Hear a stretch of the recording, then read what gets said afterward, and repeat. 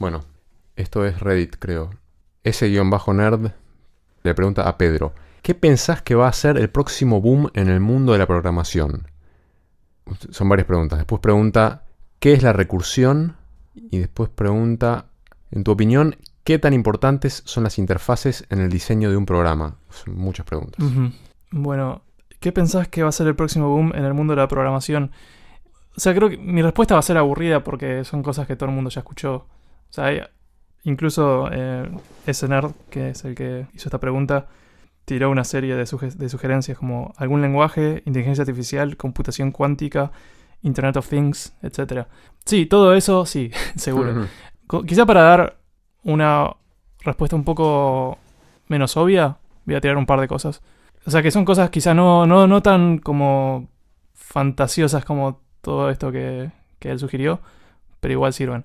Una es una cosa que se llama WebAssembly, que es un nuevo estándar de, como, entre comillas, lenguaje de programación para la web.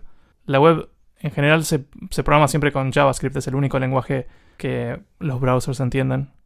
Sí, de forma estándar. Pero JavaScript tiene limitaciones, sobre todo de performance. Y este WebAssembly es un nuevo intento de los jugadores mayores, digamos, entre Google, Mozilla, y Microsoft y todos los fabricantes de browsers se pusieron de acuerdo para este nuevo estándar, que es como un lenguaje binario, es más similar a cómo funciona un ejecutable de Windows, por ejemplo, que si lo abrís no lees código, sino que es binario, y es mucho más eficiente que un lenguaje, lo que se llama interpretado, que es algo como JavaScript, donde la diferencia es que en vez de binario, en un lenguaje interpretado tenés el lenguaje escrito en texto para humanos y la computadora lo interpreta en el momento. En el lenguaje binario lo tenés ya preparado para que la computadora lo lea mucho más eficiente, no tiene que andar interpretándolo. El punto es que este WebAssembly va a abrir las puertas para mí a un montón de aplicaciones mucho más interesantes en la web que hoy no vemos, como por ejemplo juegos. O sea, hay un montón de juegos ahora, ¿no? Pero juegos así como más de estilo AAA, ¿no? O sea, como juegos... ¿Qué es eso? ¿AAA? Sí, es la categoría de juegos que es como decirte cine clase A. Juegos AAA son juegos que tienen mucho presupuesto detrás, como decirte GTA, el Call of Duty, ese tipo de juegos. Ok. Que no se ven en la web, no existen en la web hoy en día. Pero, o al menos no de forma estándar y simple. Pero esto va a abrir las puertas a que ese tipo de cosas se puedan hacer y de repente vas a poder, no sé, ir a un sitio y jugar un juego de ese estilo directamente desde el sitio. Porque la limitación hoy en día... Hay más de una limitación, pero una es esta limitación de la performance. Entonces una es esto, WebAssembly. Y la otra que voy a mencionar es Ray Tracing en tiempo real. ¿Cómo se dice eso? Ray Tracing. Ray Tracing es como trazado de rayos. Si lo querés traducir al castellano, es una técnica de computación gráfica, de computación gráfica 3D. O sea, los juegos de computadora 3D hoy en día funcionan con una técnica que se llama rasterizado, que es como un poco hacer trampa. O sea, no funciona como la física del mundo real, donde la luz en el mundo real está rebotando en todos lados y generando sombras y sombras suaves y sombras fuertes y, digamos, así funciona la visión en el mundo real, pero en una computadora, en un juego de computadora, eso es demasiado lento en general. Digamos, no podés tirar un rayito de luz para cada píxel de tu pantalla, porque sería demasiado lento, o al menos hasta ahora.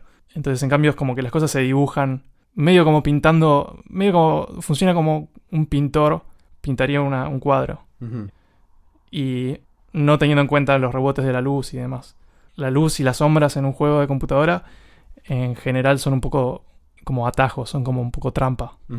Pero el hardware de aceleración gráfica está avanzando mucho y ahora está pasando a ser posible con las nuevas generaciones de hacer ray tracing, que ray tracing significa trazado de rayos, y básicamente lo que hace es muy similar a lo que hace la luz en el mundo real, que es, digamos, trazás el camino que toma un rayo de luz desde una fuente de luz hasta la cámara.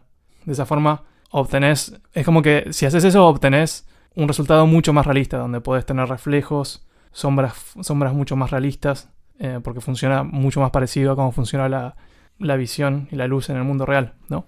Hmm. Y entonces están empezando a aparecer placas aceleradoras de video que permiten hacer eso en tiempo real. Y entonces en las siguientes generaciones de juegos vamos a empezar a ver gráficos mucho, mucho más realistas. Que va a ser interesante. Sobre todo combinado con cosas como realidad virtual. Interesante. Sí, creo que con eso paso a la siguiente pregunta. ¿Qué es la recursión?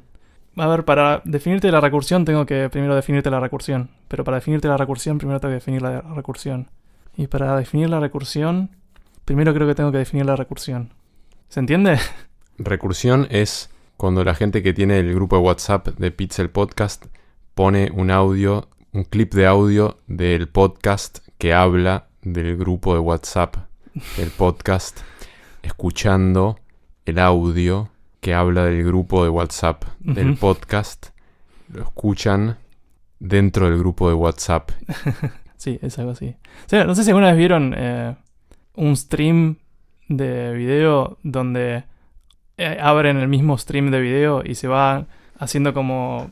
vas viendo la ventanita cada vez más chiquita, más chiquita, más chiquita y...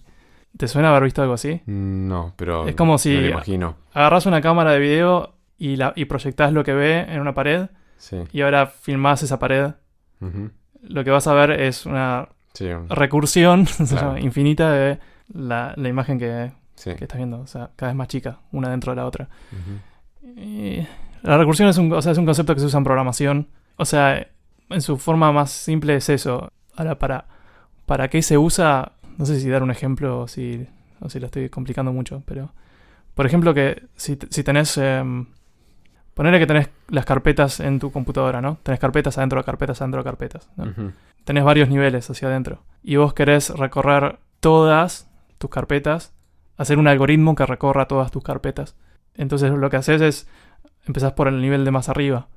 Uh-huh. Y abrís la primera carpeta y ves lo que tiene, y abrís la segunda carpeta y ves lo que tiene. Pero vos querés ir hacia adentro, ¿no? Uh-huh. Entonces, tu algoritmo, en principio, hace eso. Agarra un nivel, como el primer nivel, y va carpeta por carpeta. Ahora, vos querés hacer eso mismo en el siguiente nivel.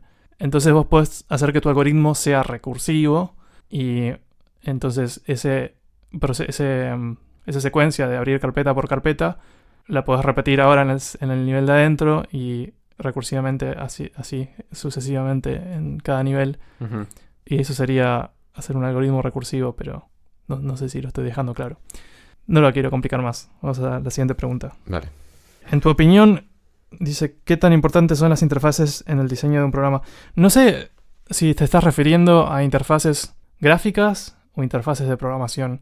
O sea, no todo programa tiene una interfaz gráfica. En programas donde hay una interfaz gráfica, si va a ser de uso masivo, me parece que es muy importante que tenga buena interfaz gráfica. Sobre todo, es importante que sea atractivo un poco, pero sobre todo que sea usable. Uh-huh. Después hay otra cosa que se llama interfaces de programación. O sea, interfaz en el sentido abstracto significa como que dos cosas entran en contacto, uh-huh. ¿no? O sea, en una interfaz gráfica el usuario entra en contacto con el programa. Y en una interfaz de programación, dos partes de un programa entran en contacto. Como quizás dos bibliotecas de código entran en contacto, y es muy importante que esas interfaces estén bien pensadas para la salud mental de tu amigo programador. Así que en ambos casos son importantes las interfaces, pero no sé a cuál te referís. Bien. No hagan código chancho, es siempre la conclusión. Ajá.